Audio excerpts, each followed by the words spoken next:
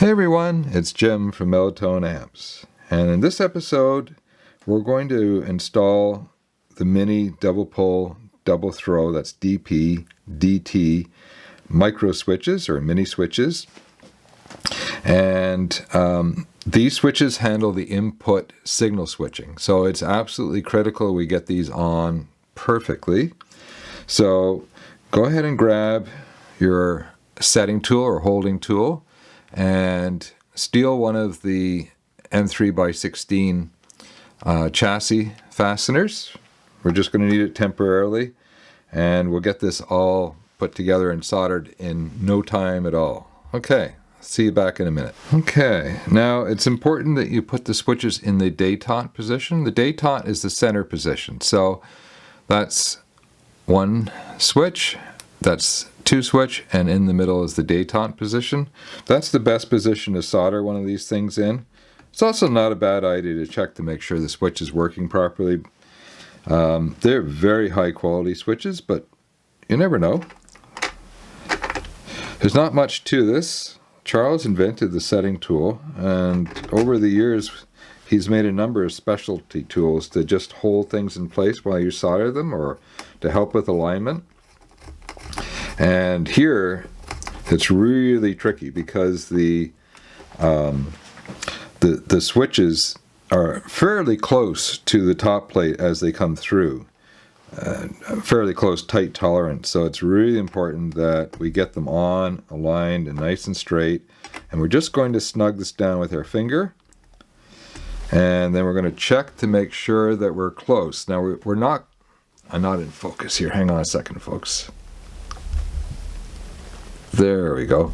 We're not going to be able to be absolutely 100% snug here, but we should be close, and you can always just give the switches a little tiny push and make sure that they're on the board nice and tight, but they should be pretty close.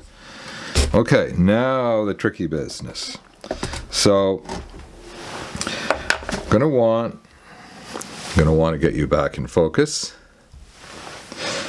This camera is absolutely brilliant, and it's got an autofocus function, but whenever you're changing up positions on the camera fairly quickly, it's not the best thing. So I'm on manual focus now, so it won't decide to go blurry on you every once in a while. So you can see I'm just putting a very tiny bit of flux.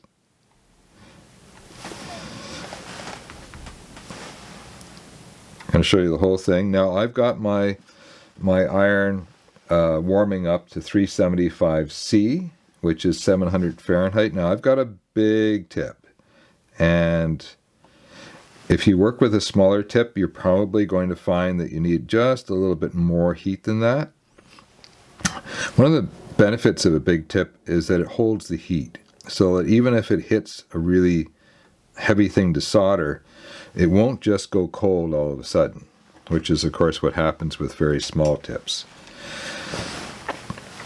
But everybody has their own favorite. Charles works with a smaller tip, and he loves it. Doesn't know how I manage, but okay.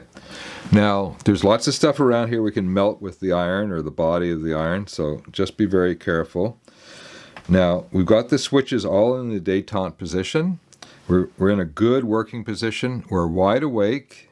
If we're not, we're going to shut it down, and we're going to come back when we are, because this is tricky, and you can't muck this up. So what I like to do is I like to pre-tin my iron, of course, and just come in,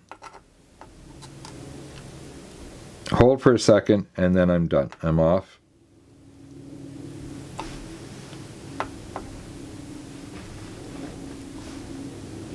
And I can see I didn't quite get enough solder on the first one. One of the biggest mistakes you can make when doing this is putting too much solder. Let's see if I can get you focused just a little bit better than that. That's better. So just the right amount. If you put too much, you could bridge between the pins, and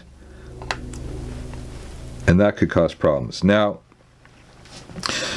probably, I solder really quite quickly, but probably a safer way to solder would be to hopscotch. So let me show you hopscotching. So I would come over here on this side, and then I'd come over here like that, and then I'd come over here and I'd do this one. Same over here, and then I'd come back. I do this, maybe just a touch more solder. It's easy to put a touch more while you're working on it. And I'd come along here, watch out for the blue junction, I almost melted it. You're probably not going to do any harm, but just, you know, you don't want melted parts all over the board.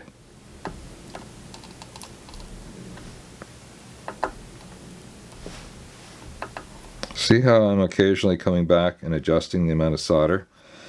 I'm actually going to use a little magnifying glass I have and a bright light to get in and take a look to see how good the solder is, because even though I still have fairly good eyesight and I've got bifocals on, a glass like this makes a huge difference. It allows you to get in there and really have a good look.